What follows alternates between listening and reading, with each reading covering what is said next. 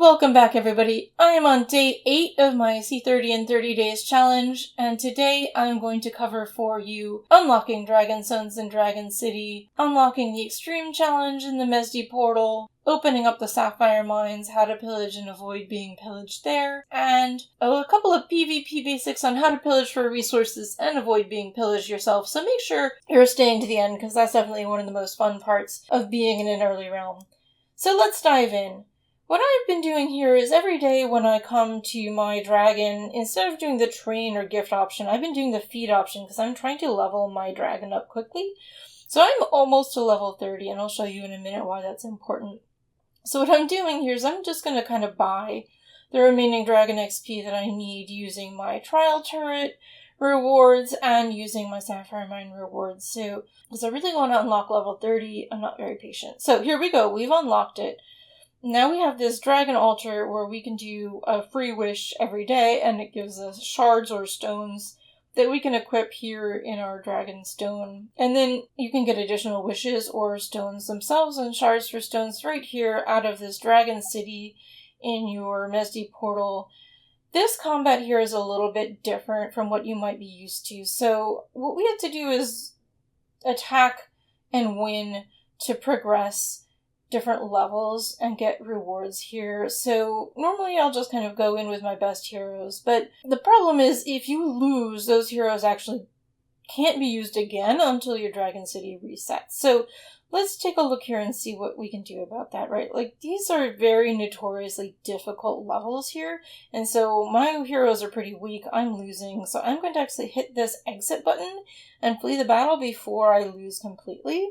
It's going to give me 5 attempts to reset and start again with my existing heroes. So I'll come back in with these heroes and try again.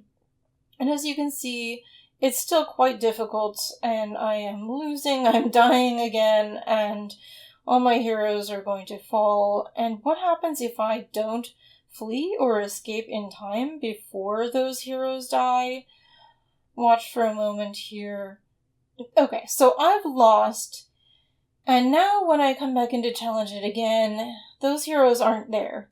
So they're here at the bottom, sort of crossed off because they've died. I can't use them again until it resets, which could be a couple days or however long it is until the reset happens. So, but let me show you now these dragon stones and why they're so helpful.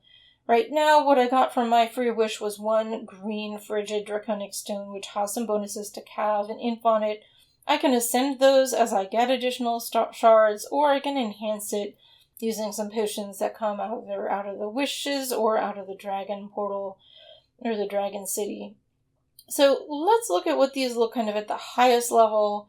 In the gallery here you can see there's different qualities. There's blue, purple, yellow, red is the best.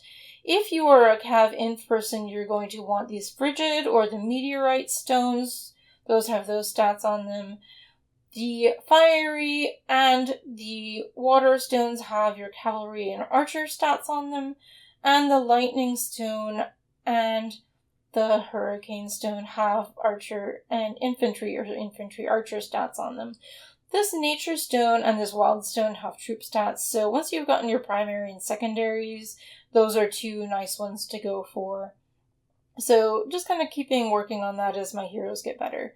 The other thing I've unlocked, and I think it was Mesdi 11 that unlocked this, and I'm sorry, I don't remember now, but is this Extreme Challenge. There's levels 1 all the way up to 250 in this challenge that you can attack these monsters and get different rewards, which get progressively better as you go up in levels.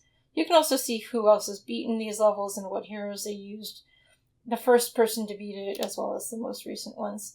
The 5 and the 10 level tend to be more difficult, but also have slightly better rewards in them, so you can get some diamonds and more shards out of those. So let's take a look here at how this works. This is another puzzle gameplay option, so I'm just going in with my best heroes. At the early levels, it's pretty easy. You can sort of blow through this and just beat them, and then I automatically get those rewards into my bag. And we can just kind of keep going as many levels up, basically, as we can until we sort of get stuck and can't go any further, or we get bored. This doesn't cost AP, so you can literally do this all day long. as long as you're able to keep moving up in levels. So the other thing to know is just if you do get stuck on a level, there's a cap on how many times you can do it. It's either 30 or 50 per day. Trust me, I've been there. Alright, so let's look at sapphires. At castle level 16, we have unlocked the Sapphire Mine. There are different levels that you can mine on, but you need to defeat the mine guards before you can get to that level. So we're going to try and unlock the next level here. The benefits to that are that you can mine a little bit faster, but I'm not quite there on the level 5 mine yet, so I'm going to go back to level 4. So here you can see this green is me. I'm mining here on this page. If you go back, there's many pages on this. You can sort of search for a free mine using this auto search feature, which unlocks at VIP 7. There's also a battle record. You can see everybody you attacked, everybody who attacked you, your successful defenses, and people who pillaged you. In the foes, this is where the successful pillages are, and you can retaliate against these people eventually when you get stronger and get your sapphires back. So let's take a look at some other things here in the mine. This is, you just click on a mine and you occupy it. If you see somebody with a yellow name, they're in your same realm. These normal looking monsters are people who are around your power level. The monsters with the horns on them, or the symbols with the horns on them, are people who are higher level than you. That's going to be really tough for you just to win against them, so maybe don't try. One thing to keep in mind is to avoid getting pillaged, make sure you're recalling your troops frequently. I usually do that every time I get to about 40% mined in my mine, or if I'm just online, every time that the recall cooldown becomes available. Alright, let's look at the final thing I've unlocked, which is my 2x speed up. This is so helpful. So what I am doing here is because I'm not buying this weekly pass and I'm not spending, I had to clear level 13 of the Mesdi portal to unlock the 2x speed up. So I've finally done that. I've collected all my stars for that, and then I'm going to come back here and show you level 14, what that looks like in terms of combat. What we do is we hit this 2x button up here, and you see how much faster suddenly my attacks have become. This is going to be huge as I want to just auto-play through levels and get my books without doing too much work. So that's going to really speed me up. Okay, so as promised, let's have a little bit of pillaging and PvP fun. My technique for this is to go in my bag and hit my random port, and that will drop me somewhere on the map. And it's a random spot, so in this particular instance, it stuck me down here in the corner. But you can see there's still castles here and there's alliances here, so what I start doing is I'm just kind of looking around in a circle around me for any castles over level 10, because they're going to have better resources and it's a little bit more of a fair fight. Then what I do is I check the alliance name. In my realm, there's NAP 30. NAP is a non-aggression pact, meaning the top 30 alliances basically agree not to attack each other. Mine is 31, that might be for a reason, so we're not in NAP, but I still want to just be aware of who I might be upsetting by attacking, and if they could come back and retaliate on us. And then what I start doing is I just start scouting, and I scout with all my marches for a few minutes. Here, anything that I see that's like a level 10 and higher, I start with the bigger castles, and then I'll start looking at some of the smaller ones if I'm not finding anything. But then, I scout. I'm looking for resources here. I am looking for particularly stone, and that's why I'm looking at some of the bigger castles to start with. And I go around me in a circle, and then as I've finished the first circle, I'll widen the circle a little bit and look out a few more kilometers further out from me as the center of the circle, and I'll just keep scouting. So once I've gotten a good number of scout reports saved to look at, I'll come in here and sort of just open them up and see. I'm looking for stone, but anything with just a good number of resources that I might want to pillage. Like 100,000 I might not care about. Food I'm not as worried about. This guy's got nothing. This isn't much, but I'm going to come back here to this one that I found that had a couple million wood.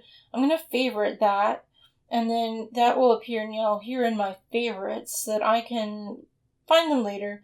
I'm going to go ahead and send first my horse march and my cavalry march and my best troops and heroes to clear their troops out.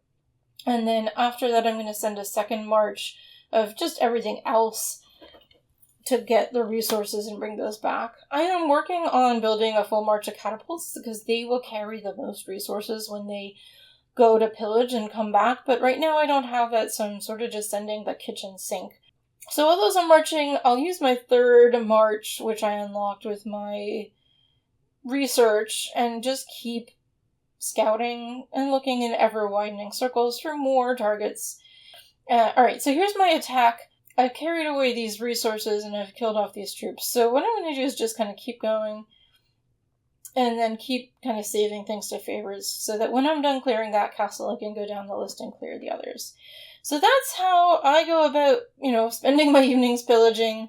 And I just want you to be aware, because we are in a realm that's very early and my lance is not a nap, I don't want to be pillaged myself. We don't want to be pillaged. So be aware of your unsafe resources.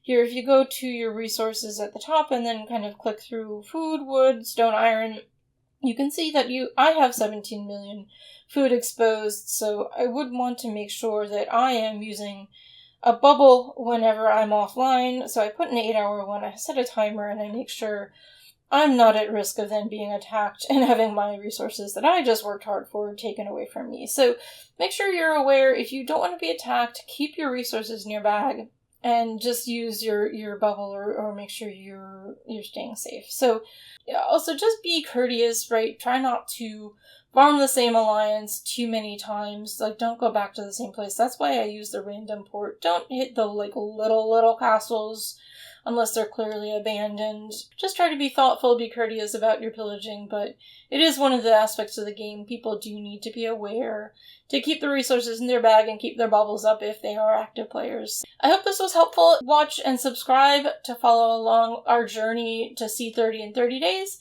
You can join my Discord channel, which is linked below. And if you want, you can hop onto K113 and join us. It's not too late to get started. I will see you in the next video.